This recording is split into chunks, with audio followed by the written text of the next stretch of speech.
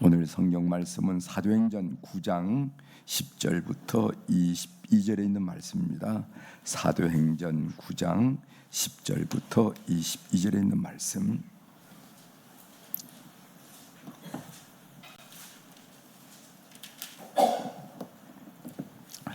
사도행전 9장 10절부터 찾으셨으면 제가 봉독해 드리겠습니다. 그때 다메섹에 아나니아라 하는 제자가 있더니 주께서 환상 중에 불러 이르시되 아나니아야 하시거늘 대답하되 주여 내가 여기 있나이다 하니 주께서 이르시되 일어나 집 가라 하는 거리로 가서 유다의 집에서 다소 사람 사울이라 하는 사람을 찾으라. 그가 기도하는 중이니라. 그가 아나니아라 하는 사람이 들어와서 자기에게 안수하여 다시 보게 하는 것을 보았느니라 하시거늘 아나니아가 대답하되 주여 이 사람에 대하여 내가 여러 사람에게 듣사온즉 그가 예루살렘에서 주의 성도에게 적지 않은 해를 끼쳤다 하다이니 여기서도 주의 이름을 부르는 모든 사람을 결박할 고난을 대상들에게서 받았나이다 하거늘 주께서 이르시되 가라. 이 사람은 내 이름을 이방인과 임금들과 이스라엘 자손들에게 전하기 위하여 택한 나의 그릇이라. 그가 내 이름을 위하여 얼마나 고난을 받아야 할 것을 내가 그에게 보이리라 하시니 아나니아가 떠나 그 집에 들어가서 그에게 안수하여 이르되 형제 사울아 주 곧 네가 오는 길에서 나타나셨던 예수께서 나를 보내어 너로 다시 보게 하시고 성령으로 충만하게 하신다 하니 즉시 사울의 눈에서 비늘 같은 것이 벗어져 다시 보게 된지라. 일어나 세를 받고 음식을 먹으며 강건하여 지니라. 사울이 다메섹에 있는 제들과 함께 며칠 있을새 즉시로 각 회당에서 예수가 하나님의 아들이심을 전파하니 듣는 사람이 다 놀라 말하되 이 사람이 예루살렘에서 이 이름을 부르는 사람을 멸하려던 자가 아니냐. 여기 온 것도 그들을 결박하여 대상들에게 끌어가고자 함이 아니냐 하더라. 사울은 힘을 더 얻어 예수를 그리스도라 증언하여 다메섹에 사는 유대인들을 당혹하게 하니라. 아멘. 22절까지 함께 읽었습니다. 오늘 우리가 읽은 사도행전 9장 10절부터 22절에 있는 말씀을 중심으로 주제를 그리스도인은 믿음의 눈으로 살아갑니다 하는 그런 내용을 같이 좀 살펴보려고 합니다. 그리스도인들은 믿음의 눈으로 살아갑니다. 이런 얘기가 있어요. 지역사회에 유지가 되는 사람들 몇이 유문차 농화학교를 방문했습니다. 때 되면 농학교를 방문하잖아요, 그죠? 성탄절이라든가 아니면 추석절인가 이럴 때는 지방의 유지들이 그 지역에 있는 농화학교를 방문해서 격려도 하고 또 위로도 이렇게 해요. 여러분 농화가 뭔지 아시죠? 말을 하지도 못하고 듣지도 못하는 어린이를 노마라 이렇게 말합니다. 서로 말이 통하지 않으니까 칠판에 글씨를 써서 방문한 유지들과 농아들이 대화를 시작했습니다. 한 주체가 없는 유지가 칠판 앞에 나가서 이런 질문을 했어요. 어떤 질문을 했는가 하면은 다른 어린이들은 다 듣고 말할 수가 있는데 무엇 때문에 여러분은 듣지도 말하지도 못한다고 생각하십니까? 이런 질문을 했어요. 참 주책 없는 질문이죠.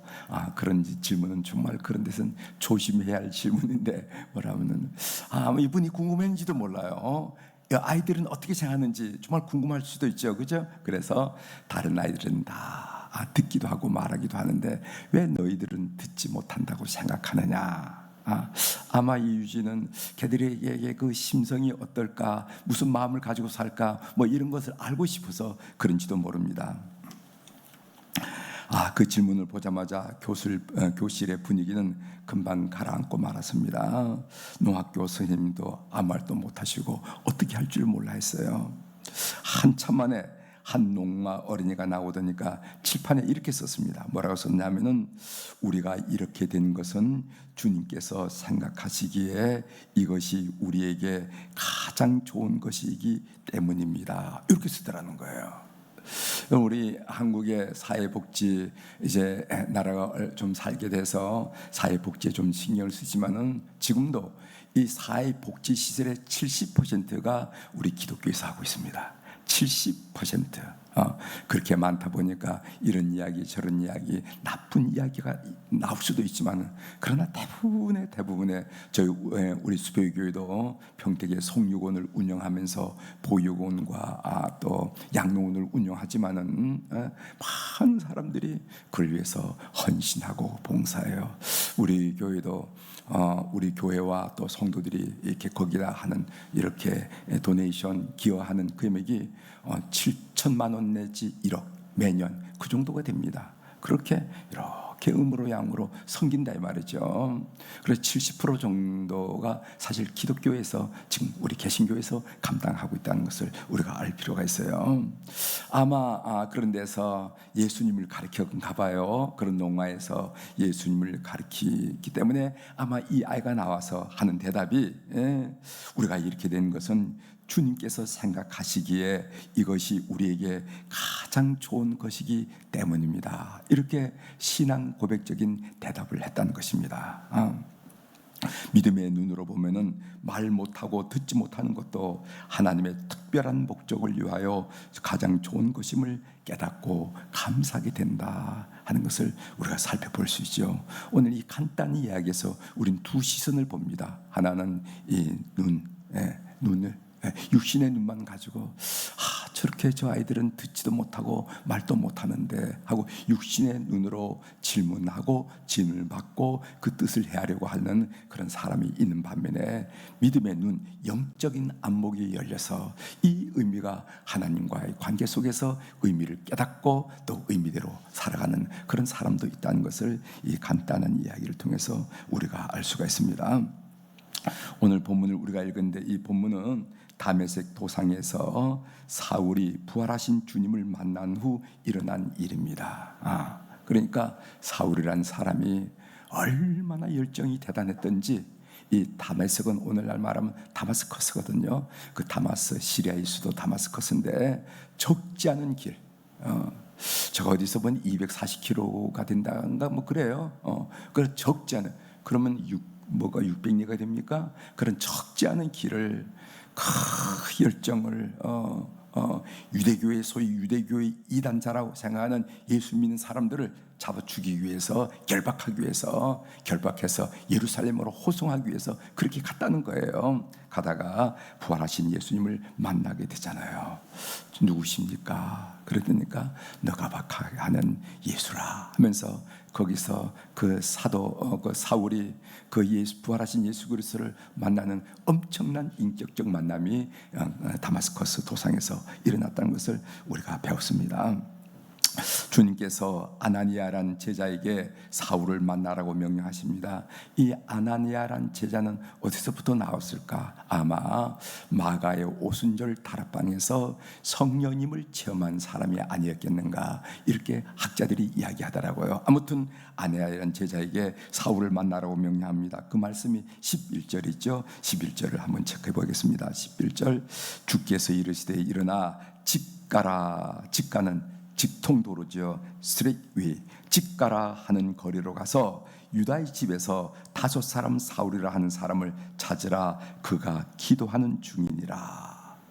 그러나 아나니아는 사울에게 가기를 꺼려했습니다. 왜냐하면 이미 소문이 다 났거든요. 사울은 기독교인을 결박할 고난을 가지고 기독교인을 찾아서 혈안이 된 사람이라는 것을 이미 기독교인 사이에 풍문으로 다 알던 그런 대상이었습니다. 13절 보겠습니다.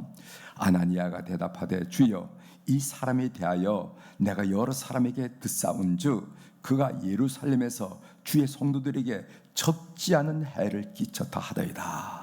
내가 들어보니까 예루살렘에서 우리 그리스도인들에게 성도들에게 많은 해를 끼쳤고 그 하나의 예가 스데반이 아닙니까? 스데반의 순교 현장에서 이게 사실이다라고 인정했던 사람 중에 하나가 사울이라는 사람입니다. 그러나 주님은 사울을 이방인에게 복음을 전파할 택한 그릇이라고 말씀하셨습니다. 15절이죠. 주께서 이르시되 가라. 이 사람은 내 이름을 이방인과 임금들과 이스라엘 자손들에게 전하기 위하여 택한 나의 그릇이라. 그래서 아나니아는 가서 사울을 안수했다 하는 이야기가 오늘 읽은 말씀의 그 전반부 이야기입니다. 아나니아의 순종이 참 귀하죠. 그렇죠? 순종이 참 귀하죠. 예수를 잘 믿는 방법이 뭐냐? 뭔 교리를 깊이 알고 교리에 대해서 깊은 이해를 갖는가, 그런 게 아니에요. 중요한 것은 뭐냐면요, 오늘 여러분들에게 들린 말씀을 오늘 살아나가는 거, 그 순종하는 것이 최고의 신앙인입니다. 예? 저 사람은 뭐 학자적 소양이 있어가지고 기독교 교리를 전통적으로 역사적으로 얼마나 많은 깊은 이해를 갖고 있는지 몰라. 그게 중요한 게 아니에요. 그게 예수님은 그렇게 가르친 적이 없습니다. 여러분들에게 전하진, 여러분 귀로 듣는, 여러분의 눈으로 읽는 그 말씀 가지고 살아내려고 애를 쓰는 것이 하나님 볼 때 최고이고 최고의 크리스천의 삶이라 하는 걸 꼭 기억하십시오. 아나니에게 있어서 사울은 어떤 인물인가?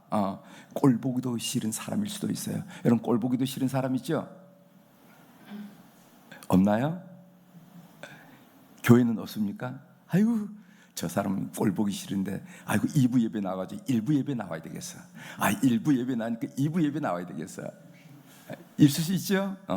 그러나 이 아나니아에게서 사울이라는 사람은 꼴보기도 싫은 사람일 수가 있습니다. 뿐만 아니라 목숨을 잃게 될지도 모르는 두려운 사람일 수도 있습니다. 저 사람한테 잘못 걸리면은 지금 저렇게 지금 위선을 떨고 있지만은 잘못 걸리면은 내가 죽을 수도 있어. 왜? 스데반이 죽은 것처럼 죽을 수도 있어 하는 생각을 할 수 있는 대상이었습니다. 그런데 아나니아는 순종하잖아요. 이 순종이 귀하죠.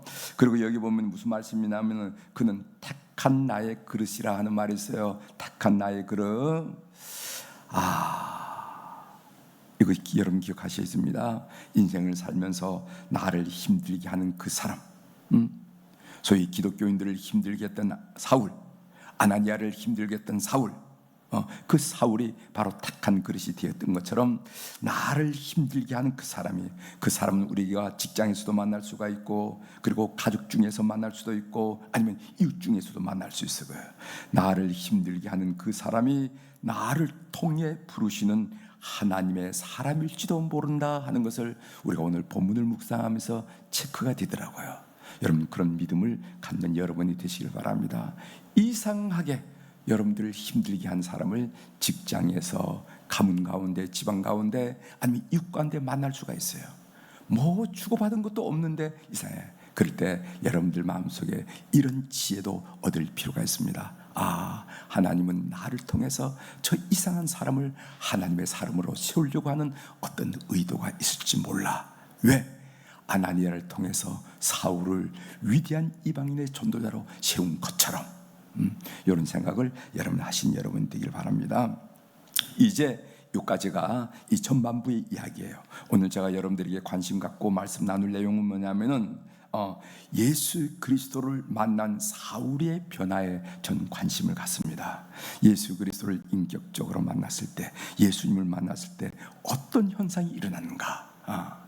제가 볼 때 가장 중요한 현상이 시각의 변화, 보는 것의 변화라는 겁니다. 오늘 18절 한번 보겠어요. 18절. 즉시 사울의 눈에서 비늘 같은 것이 벗어져 다시 보게 된지라 일어나 세례를 받고. 여기에 비늘 같은 게 벗어졌어요. 우리가 이것을 영적으로 설명하면 영 안에 열렸다, 아니면 믿음의 눈이 열렸다, 이렇게 표현할 수 있겠죠. 특별히 이 사울에게 있어서 예수님을 보는 눈이 달랐음을 오늘 성경이 우리에게 증언해 주고 있는데, 20절에 보면은 즉시로 각 회당에서 예수가 하나님의 아들이심을 전파니, 박해하던 예수를 하나님의 아들이라고 그 눈이 벗겨져서 영안이 열려서 믿음의 눈으로 예수님을 다시 보기 시작했다는 거예요. 이분은 하나님의 아들이시더라.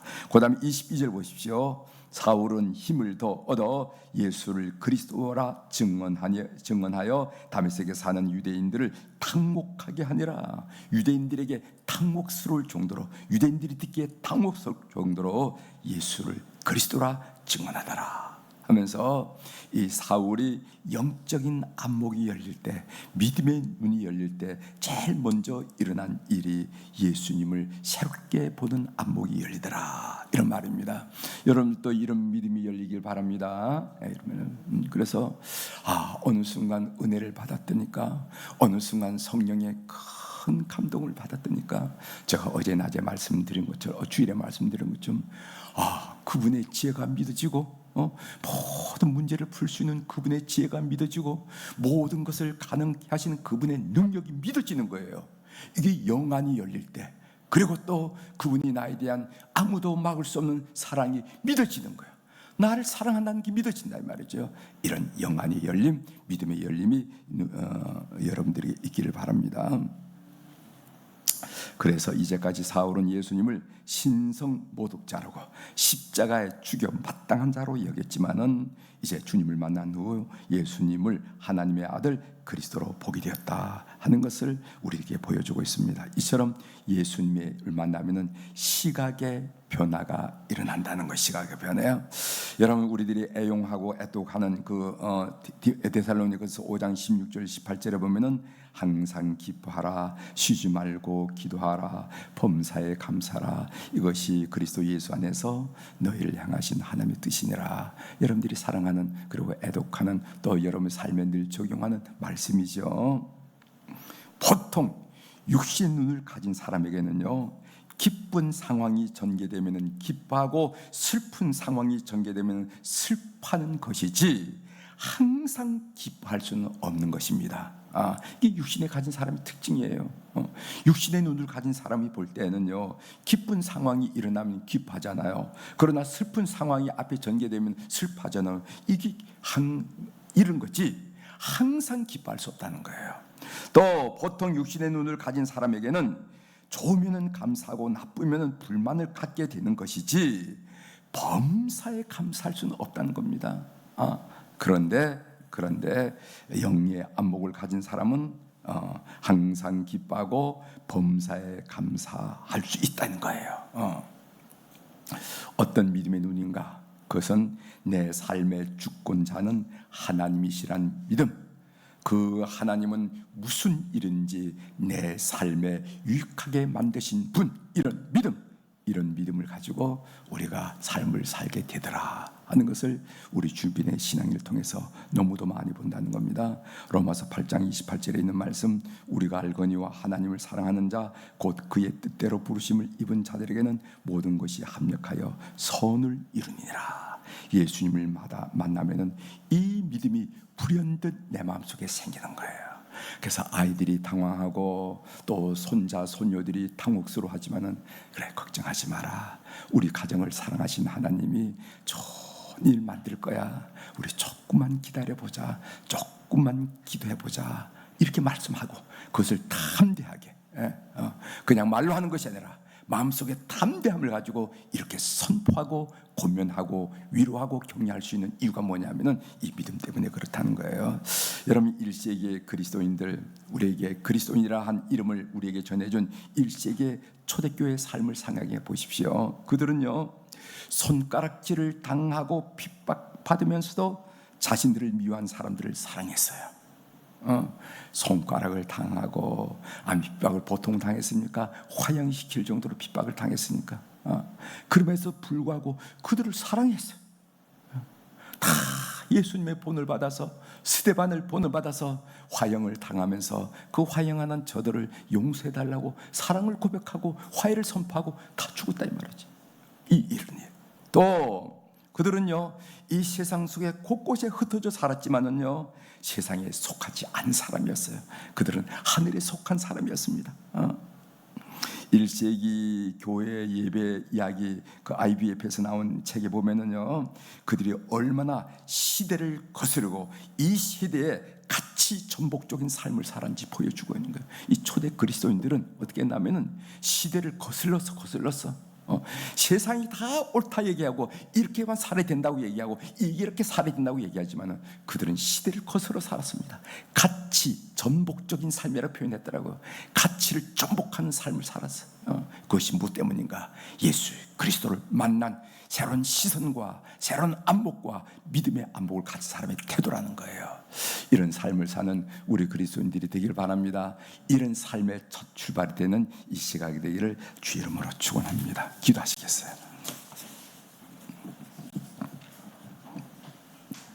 하나님 아버지, 예수님을 신성 모독자로 십자가에 못 박는 이 일을 박수를 치면서 좋아했던 사울이 그 예수님을 만난 이후로, 그 예수님을 인격적으로 만난 이후로 그 시각이 달라졌다는 얘기를 함께 나눌 수 있도록 도와주시오니 감사합니다. 우리 성도들도 예수님 때문에, 예수님을 만나서 믿음으로 시각이 많이 달라졌음을 고백드립니다.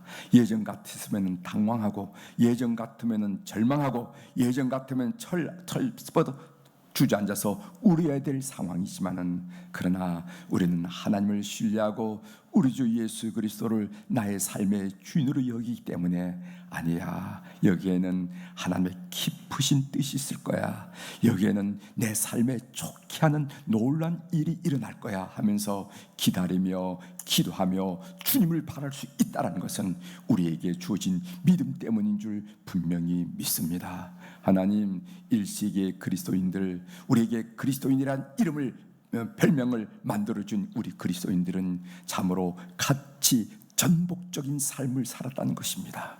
육신의 눈으로는 전혀 이해할 수 없는 삶을 살았다는 것을 오늘 우리가 도전으로 받아싸우니, 오늘 우리 사랑교우들이 오늘 이렇게 하루를 시작하는 이 시각에 이렇게 살고자 다짐하는 다짐과 각오가 심령 속에 가득 넘치도록 은총을 베풀어 주옵소서.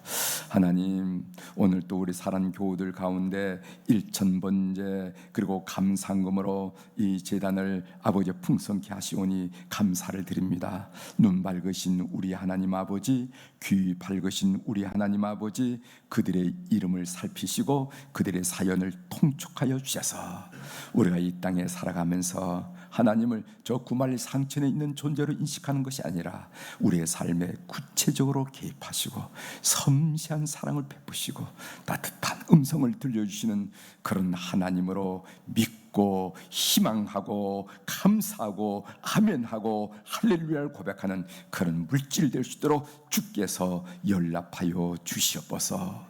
우리 월요일날 우리 환우들을 생각하면서 기도하게 하시오니 감사합니다. 병원에 가 있는 입원 환자들도 계시고, 또 퇴원해서 통원하는 환자도 계시고, 무릎 허리 수술 때문에 이제 수술을 받고 회복을 위해서 애쓰는 그런 물리치료를 받고 있는 그런 분들도 계십니다. 하나님, 우리 모든 우리 환우들에게 오늘 또 간구하옵나니 큰 무엇보다도 이 어려운 일을 통해서 하나님을 만나는 그런 축복된 기회가 되도록 역사하여 주시옵소서. 그래서 그 영혼이 하나님과 늘 깊고도 깊은 대화를 통해서 사람들의 눈으로 보면 안타까워 힘들어 보이지만은 그 영혼 속에 찬양이 있고 감사가 있고 기쁨이 있고 소망이 있는 그 삶을 우리에게 보이게 하시고, 그 심령 속에 성령님이 임재하심으로 오히려 모든 그런 절망과 질병을 극복하고